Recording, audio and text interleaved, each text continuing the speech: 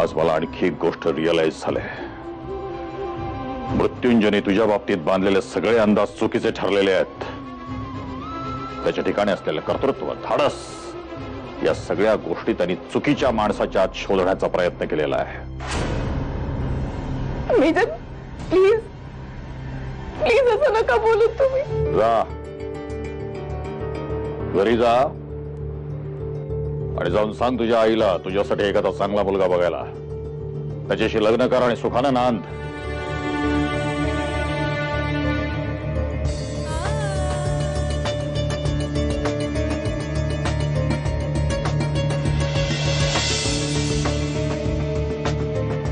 विक्रम, आज जेवढे शेअर्स तुझ्या नावावर आहेत तेवढेच ते आमच्याही नावावर आहे. पण या शेअर्समध्ये आम्हाला कधीच इंटरेस्ट नव्हता.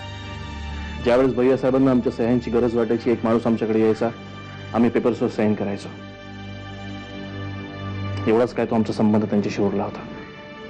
पण त्या दिवशी नताशा फाईल घेऊन आली. थोडासा संशय आला. फाईल चाळली तर आमच्या नावावर जे शेअर्स होते ते भैया साहेबांच्या नावावर ट्रान्सफर करण्याच्या डॉक्युमेंट्सवर आमच्या सह्या घेतल्या जात होत्या. काय?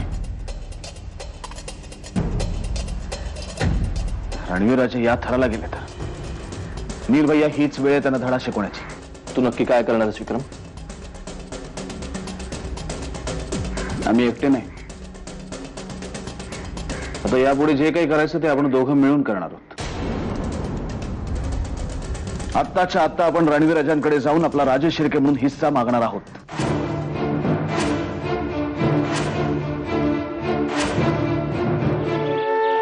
काकू, मी ट्रेनिंगला जाण्याचा निर्णय घेतला. मला तुझा आशीर्वाद हवा. खूप चांगला निर्णय घेतलास गो पोरी. माझे आशीर्वाद तुझ्या पाठीशी आहेतच. विक्रम, आज जरी आपण त्या घरापासून लांब राहत असलो तरी शेवटी ते आपलंच घर आहे. आणि अशा वेळेस संपत्तीची वाटणी करून ते घर तोडण्याचं धाडस आम्ही तरी नाही करणार. प्रत्येक वेळेस तुम्ही असाच विचार करत आला नील भैया. त्याचा काय फायदा झाला सांगा? हे बघ विक्रम, नील भैया बोलतायत ना, ते बरोबर आहे. आता तुम्ही आम्हाला रणवीरराजांकडे जाण्यापासून अडवायचा प्रयत्न करताय. मुळातनं काही साध्य होणार नाही. एकच गोष्ट होणार आहे, ती म्हणजे या गोष्टीचा तुम्हाला पश्चाताप होणार आहे. हे फोटो बघितल्यावर तुला कळेलच कोण खरा बोलतंय आणि कोण खोटा बोलतंय. ओके?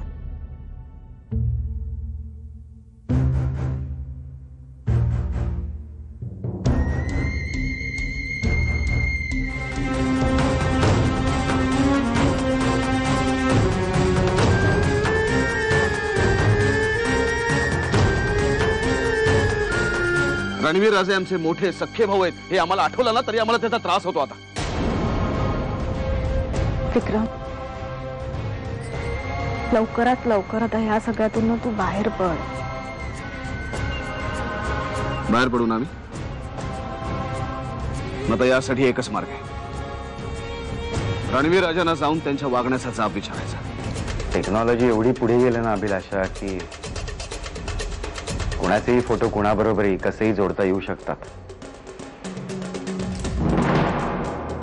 म्हणजे अजूनही श्रावणी खरं बोलते असंच तुम्हाला वाटतंय ना?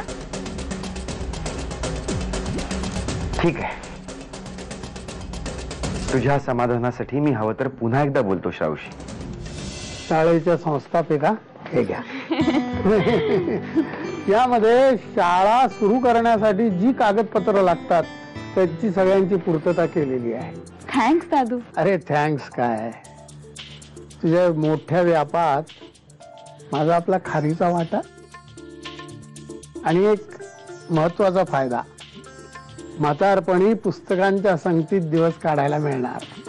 ही संधी कोणीही दवडू नये, मी तर मुळीच दवडणार नाही.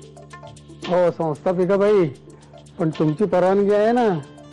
नाही तर इतरांना वाटायचं हा म्हातारा उगाच नातीच्या शाळेत घुसतोय. हा दादू,